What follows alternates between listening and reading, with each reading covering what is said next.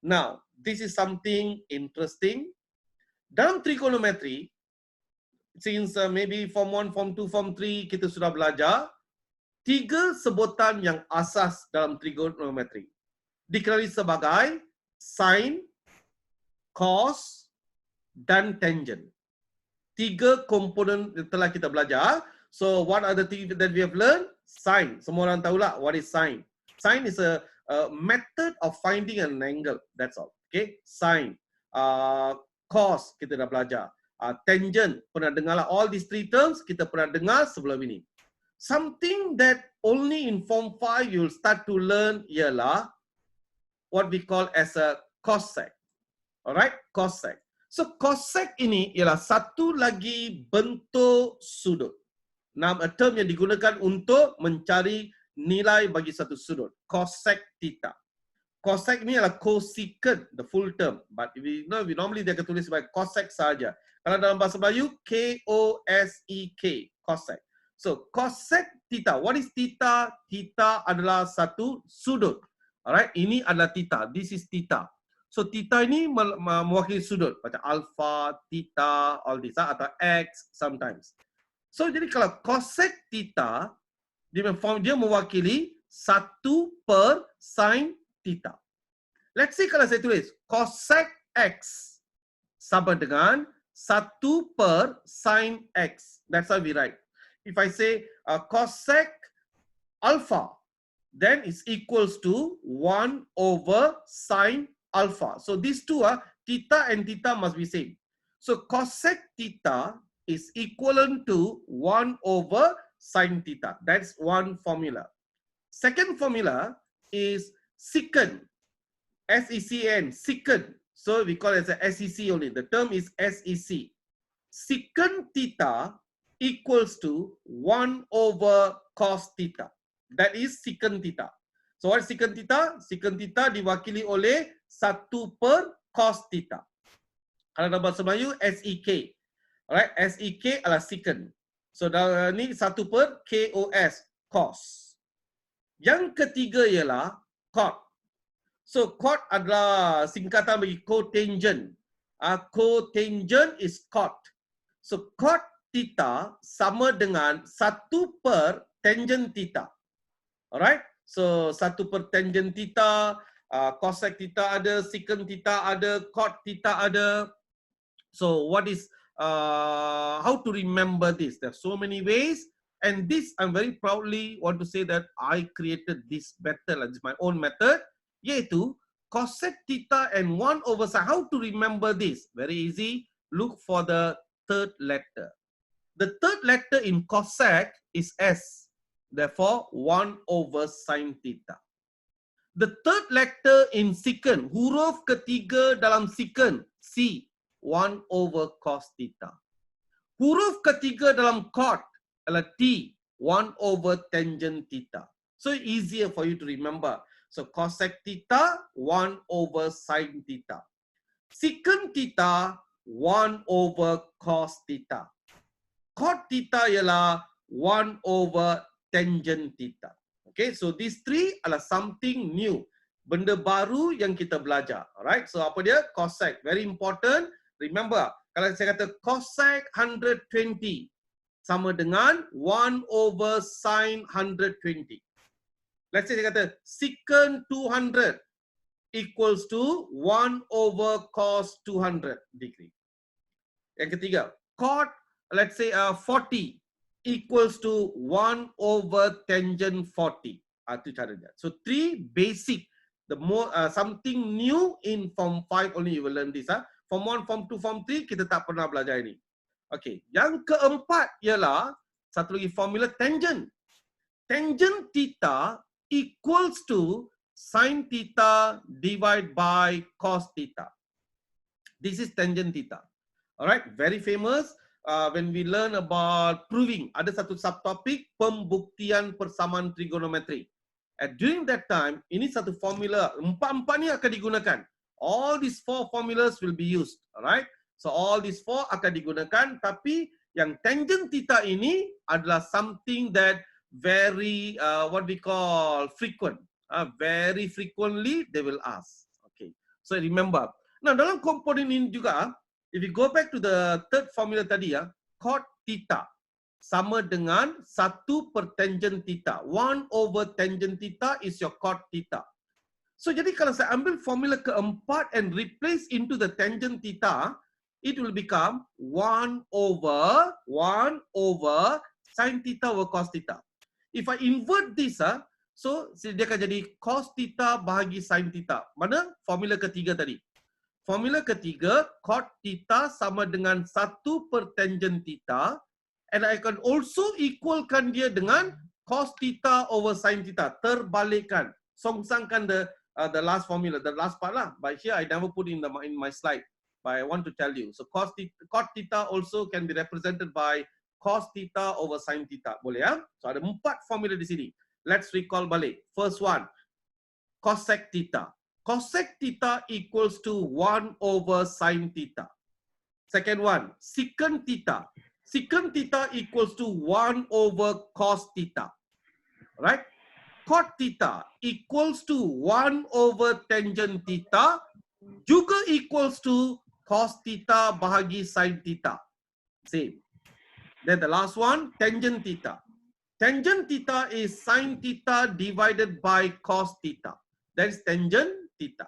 Alright. So at the same time, if you have any question, switch on your speaker and let me know so that I can ask you. Alright. Jangan just dengar saja. Okay. Now, after we learn these 4, ada one more component in trigonometry. Very famous, selalu digunakan. Apa dia? Pi. Sebutan pi akan digunakan dalam trigonometry. If it's in trigonometry, pi mewakili 180 degree. Something like in circular measure, in radian. Pi is in radian. It's not 22 over 7 atau 3.142 tidak. Ini adalah radian. Pi radian is 180 degree. Kalau dalam trigonometri dia berikan, let's say 2 pi. 2 pi bermaksud 2 times 180, which is 360 degree. So pi, ada sebutan pi, that means 180 degree. Let's say dia kata half pi. Let's say sin half pi. Maksudnya sin 90 degree. Itu maksud dia. Sometimes bila graph, most of the time dia gunakan sebutan pi. In calculation, they want in angle. Alright? In graph, sometimes, most of the time they'll be in pi, sometimes in angle. Okay, so we have learned 4 new terms, cosec, secant, cot, and the formula for tangent. After that, we learn about one particular value, which is pi. Pi equals to 180 degree. Okay, now we are going to learn one example of question. This is considered like a very basic questions, very basic questions. Yang mana dia bagi macam ni. Find the value. The question says cari nilai. Kalau dia suruh kita cari nilai, sudut akan diberikan. Find the value of the following trigonometries. Alright, ada banyak soalan lah. Yang pertama, sin 150. Dia nak kita cari nilai. Of course, you guna calculator, you akan tekan, okay, when you press your calculator, sin 150 dapat 0.5. Sin 150, you'll get 0.5. Siapa tak tahu macam mana guna tekan ni? Very easy kan? Tekan sin, tekan 150 equals, dapat jawapan. But that's not what they want. Ini bukan cara yang dikendaki. Terus tekan calculator, dapat jawapan, that's not the method. So what they actually expecting you to do? All the quadrants, letak sudut yang diberikan, identify the base angle, then only you find the value by inserting the correct side, positive atau negative, right? So that means langkah pertama saya akan, ini langkah-langkah dia. Langkah pertama saya akan plotkan cross line. So saya dah ringkaskan dalam bentuk perkataan sikit. If you want translate in BM, I'll translate direct. Plot a cross line. Jadi lukiskan dua garisan cross tadi. After that, letakkan sudut yang diberikan. 150 means letakkan 150. So that you know where is the quadrant involved. Lepas letakkan sudut tersebut, find the base angle. So how to find base angle? Depending on the quadrant. Maybe first quadrant, maybe second quadrant, maybe third quadrant, maybe fourth quadrant. I don't know. So it depends on the angle. After that, you determine the sign. Siapa positif, siapa negatif macam tu. Baru kita selesaikan. So for example, let's say langkah pertama. I've plotted the cross. Whenever you plot the cross, tuliskan sudut-sudut yang diberikan. All the angles, 0, 90, 180, 270, 360. Make it like a habit. Plot the cross means you must write the angles. Okay, second, locate the angle. Letakkan sudut mereka. Always 150. Anti-clockwise. Dalam kurungan saya tuliskan sana anti-clockwise. Why anti-clockwise? Kerana sudut di sini adalah, ni 150 kan? Ni ada 150. The 150 adalah positif nilainya. Maka anti-clockwise. Let's see in the question, dia tulis sin bracket negative 150. Baru you move from the 0, move downward clockwise 150. I repeat again. Kalau dia kata sin 150. The 150 given adalah nilai positif. Kalau nilai positif, daripada kosong, kita gerak 150 degree. Kalau ada soalan dia kata, sin, open bracket, negative 150, close bracket. That means the angle adalah negatif. So daripada kosong tadi, you go down 150 degree. You akan jatuh pada sukuan yang ketiga sebenarnya. Sama ada kita buat ikutlah anti-clockwise or clockwise, the quadrants position will never change. Kalau sukuan pertama, sukuan kedua, sukuan ketiga, sukuan keempat tidak akan berubah. Whether you're moving clockwise or anti-clockwise, dua-dua sama. Okay, jadi saya akan letakkan mana 150 ini. Oh, this is where the 150 is. Pada sukuan yang kedua, this is the 150. Once I identify 150, then I locate my base angle. Itulah kedudukan base angle. Yang warna merah adalah base angle. What is the value? So 180 minus 150, saya akan dapat nilai 30. Next, determine the sign. Oh, sukuan kedua milik sign. Alright, milik sign. Cos, tangent semua salah. Dah identify the region belongs to who? Baru saya selesaikan. Oh, sin 150 sama dengan sin 30. Why 30? Kerana base angle 30. Alright, so sin 30 you get from your calculator, answer is 0.5. Done. Baru selesai soalan ini. So if you follow this procedure, then you can get full mark. Complete. The examiner will know, you know what you are doing. So, kalau kita lihat dalam salah satu syarat dalam peperiksaan, kalkulator yang boleh diprogramkan tidak dibenarkan. That's what they will say lah. But then you can use all these calculators, no problem. So why? Because they want to see jalan kerja. How you got the answer? Not by pressing no, just a sign and 150 equals, dapat jawapan, you expect 3 marks. Cannot. You want 3 marks, you want 2 marks, must show working. This is what we call as working. Okay, contoh pertama sudah. Now let's see contoh kedua, ada banyak soalan di sini. Kita buat tangent 110. Okay, tangent 110. So what you must do tangent 110, all follow. So I will, there's no slide for this. I'm going to do it verbally. So yang diberikan ialah tangent 110 degree. So langkah pertama, plot the cross. Okay, buatkan cross. Dapatkan cross 0, 90, 180, 270 and 360. All the angles tuliskan. Dah tuliskan, identify where is the 110. Daripada kosong, gerakan 110 jatuh di sukuan yang kedua. So 110 degree. See how I wrote dia? 110 degree. Ini cara dia. Alright, dah lukiskan. After that, saya akan lukiskan base angle. So base angle, I don't have to show 180 minus 110, tak payah. Just tuliskan nilai. Base angle adalah 70. Tak payah tuliskan second quadrant bilik sin, not necessary. Itu untuk pemahaman kita. We must know. Oh, itu sin positif. The next step, okay. Next step, saya akan buat sekali lagi tangent 110 sama dengan tangent 70. Saya akan tulis dulu macam ni. Tangent 70.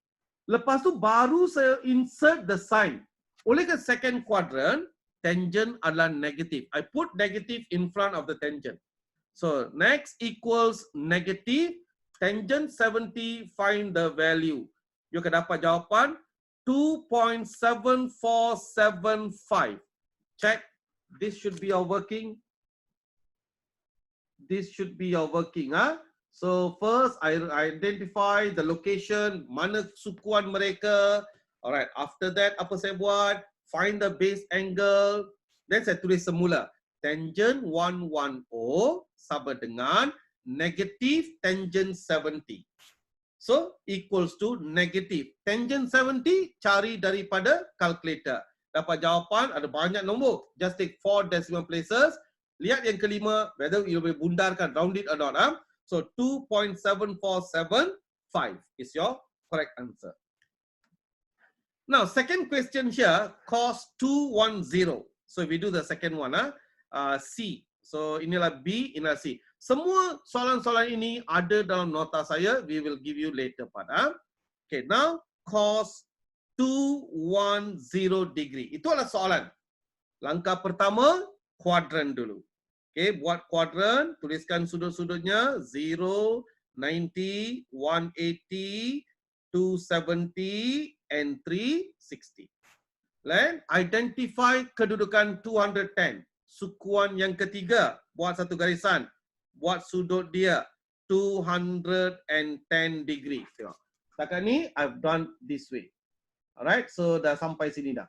210. So lepas tu cari base angle. So base angle saya buat dengan pen merah.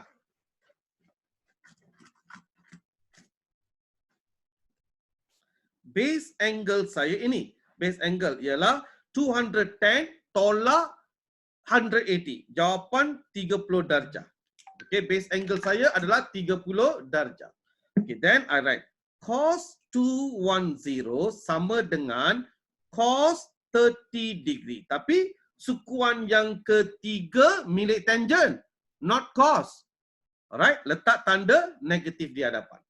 So then negative, so cos 30, check in your calculator. You akan dapat 0.866. So final answer will be negative 0.866. That should be your final answer. Okay, this is your working, complete working, everything is here. So first quadrant, after quadrant, tandakan the 210. Lepas 210, cari base angle. So base angle ialah berapa? 30 darjah. How I got 30? 210 tolakkan dengan 180 degree. So lepas dapat base angle, saya tulis balik. Oh, cos 210. Cos 210 equals to negative cos 30. So cos 30, I'll find from my calculator, I'll get 0.866. Done. Okay, I want to do something different. The D will be your homework. D, sin 290 is your homework. Buat kemudian. Now let's do E.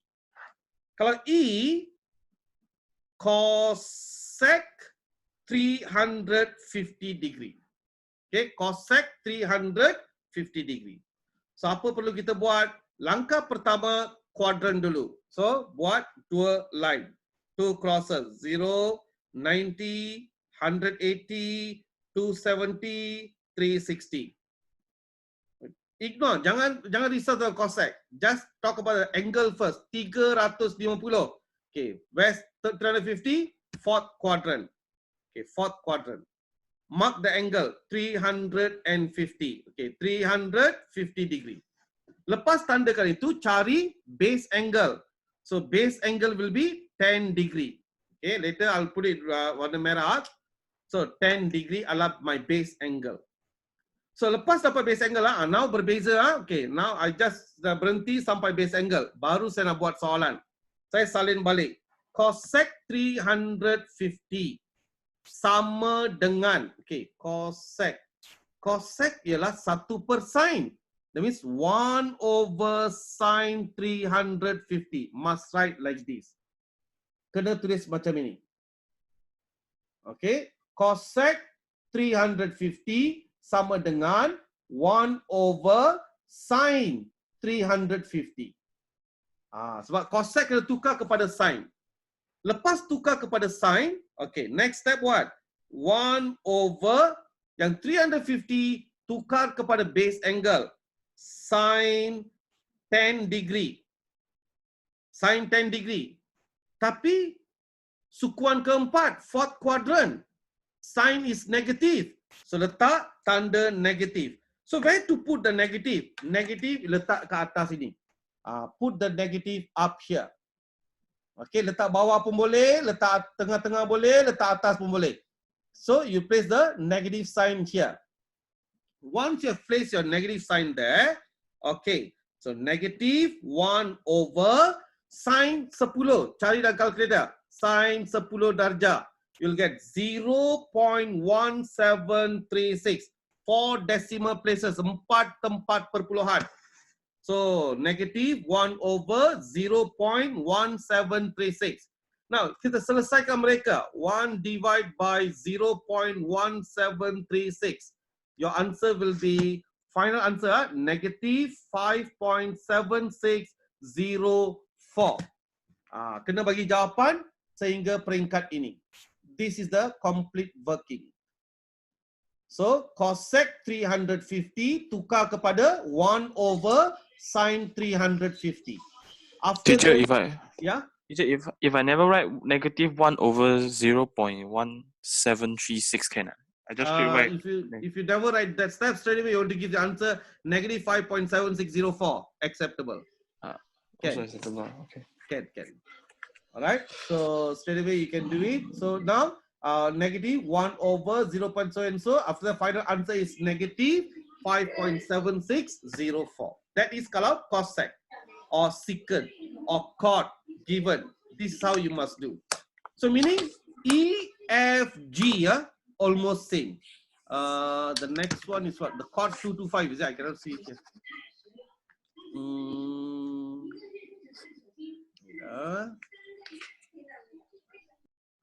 Someone want to enter the class? Okay, so the next part, wait. Cot 225 pun sama juga. So your homework will be F, G, and H. Saya dah buat E, F, G, and H is your homework. So take down that part first. Okay, now I. Macam mana nak buat I? Secant 7 over 5 pi. If you remember, anyone can tell me what's the value of pi? Pi berapa? 180. 180 degree. Very good. Okay. So first step, secant 7 over 5 pi. Ganti pi dengan 180 dulu. That means sama dengan secant 7 over 5 times by 180. Letak dalam bracket macam ini. Put it in a bracket like this. Letak dalam bracket like this. Okay. 7 over 5 times 180. Selesaikan mereka dulu. What you'll get here? 7 over 5 times 180. Jawapannya 252. So equals to secant 252 degree. Okay, dah dapat secant macam ni, something like the E question just now. Buat quadrant. Okay, make a quadrant. 0, 90, 180, 270, 360. Then 252 is located where? In quadrant number 3.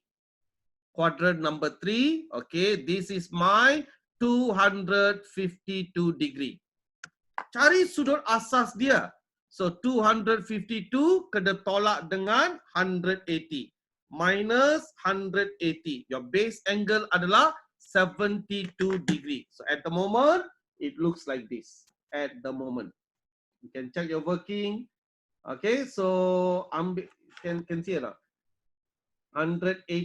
so 252 minus 180 dapat base angle sebagai 72. So once dapat 72, okay, now baru saya akan tuliskan formula. Secant 252 sama dengan, secant is what? 1 over cos or 1 over sin or 1 over tangent? 1 over, anyone? Cos. Cos, okay. 1 over cos 252. Lepas tu tukar kepada base angle cos 72. Bila tukar kepada base angle, masukkan tanda. Third quadrant belongs to tangent, not cos. So letak tanda negative. After that, find cos 72. Nak tekan terus pun boleh jugalah, right? So cos 72. You'll get 0.3090. Okay, you solve them. So 1 divide 0.3090 here, you'll get answer as negative 3.2362. That is your final answer. This is the final working. Complete working. So find the angle, everything. After that, you change. Secant adalah 1 over cos. So 1 over cos and then find the value. You'll get your answer already. Okay, this is the complete working.